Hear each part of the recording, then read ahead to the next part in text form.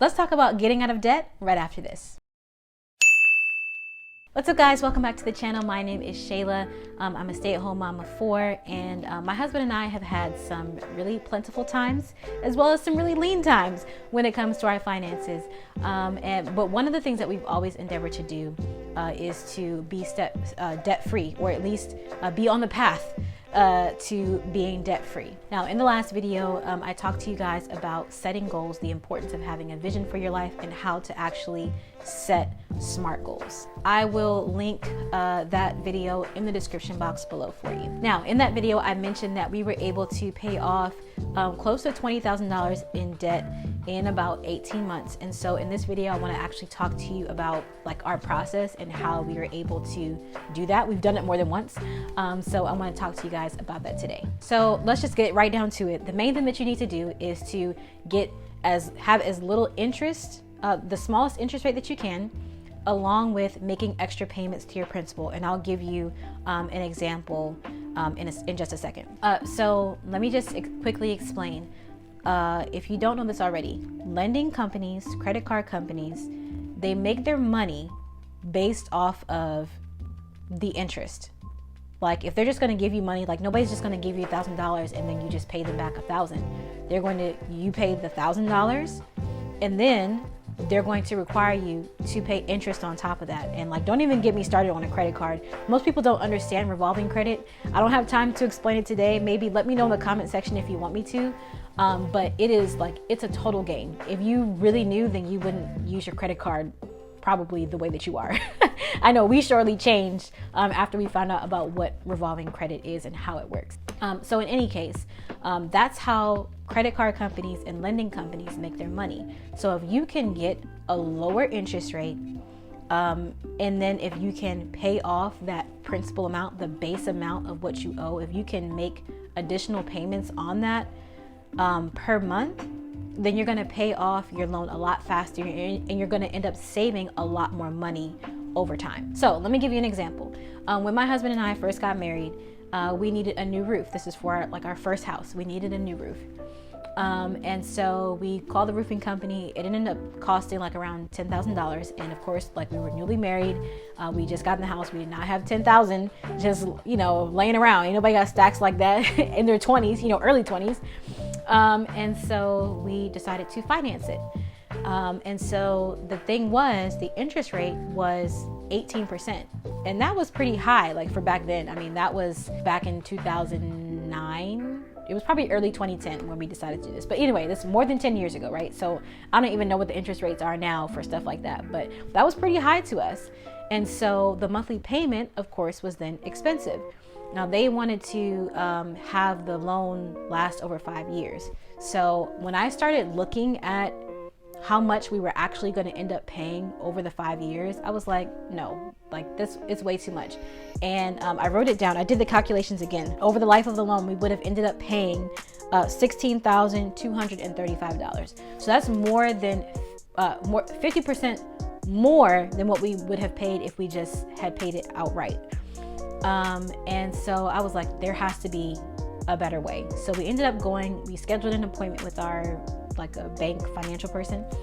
And so they were like, well, why don't you get a loan, like a debt consolidation loan, pay off the roofing company, and then you guys just pay us back that money.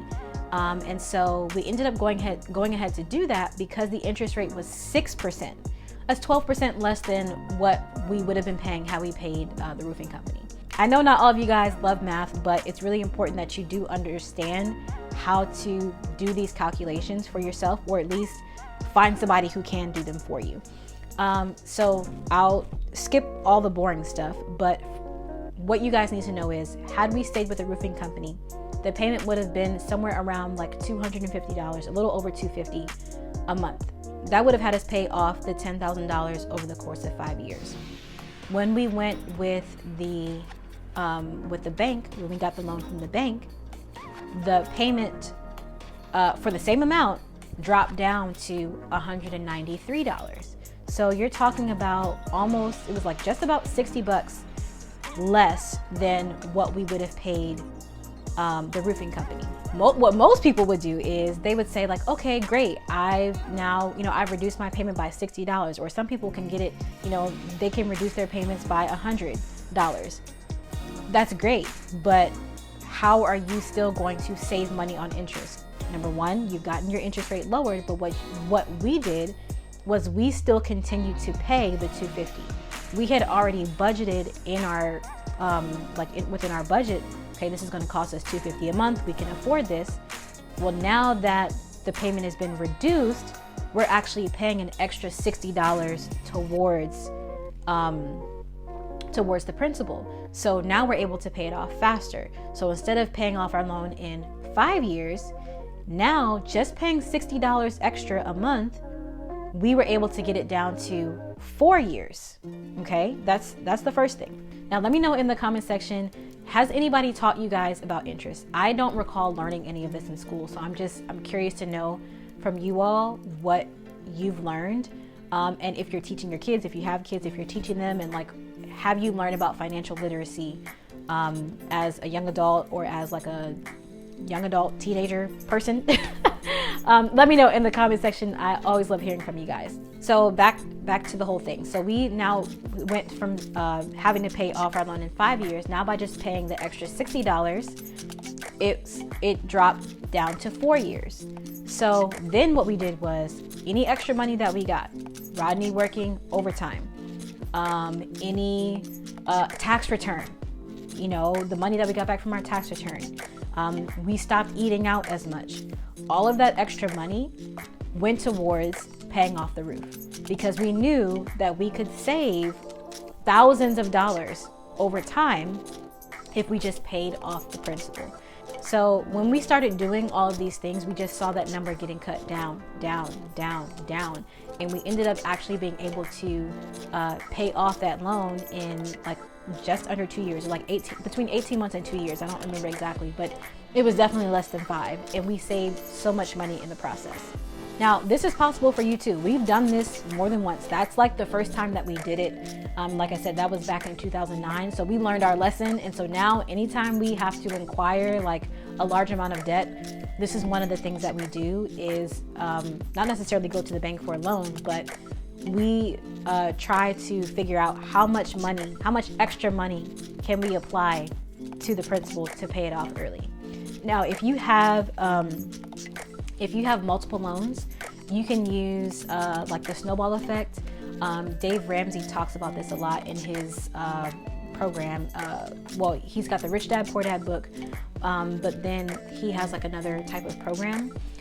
But essentially what you do is you want to pay off all of your smaller debts first. So if you have like a credit card where you're paying, where you owe, like, let's just say it's $200, right? And you're making the minimum payment on that, pay off the $200, and then the money that you were spending towards that, you want to take that money and combine it to the next largest bill and apply your money to that until it's paid off. Then you want to take that money and apply it to the next large debt that you have. And so that money is just constantly snowballing until you're able to consolidate debt very quickly. Now, remember, this is going to be a sacrifice. There are things that we wanted to do that we were not able to do because we decided to pay off our debt. We wanted to spend our tax return money on something else, but paying off the debt and being debt free was more important. And so there might be things that is going to be like a give and take for you, and you have to again, this all goes back to having a vision for your life. Where do you want to be in the next 5 years? Where do you want to be in the next 2 years? How are you going to get there? How are the decisions that you are making now going to support the life that you want to have in the future? Now, once you actually get out of debt, then you're able to start saving more. And then when you start saving more, you can start investing more. And so it's this constant, snowball of financial wealth, and even creating generational wealth for your family that's to come and in the future. So in the next video, I had a lot of questions from you guys about how to actually save. So I want to discuss realistic ways on saving money. Don't forget, hiding is overrated, and I'll see you next time.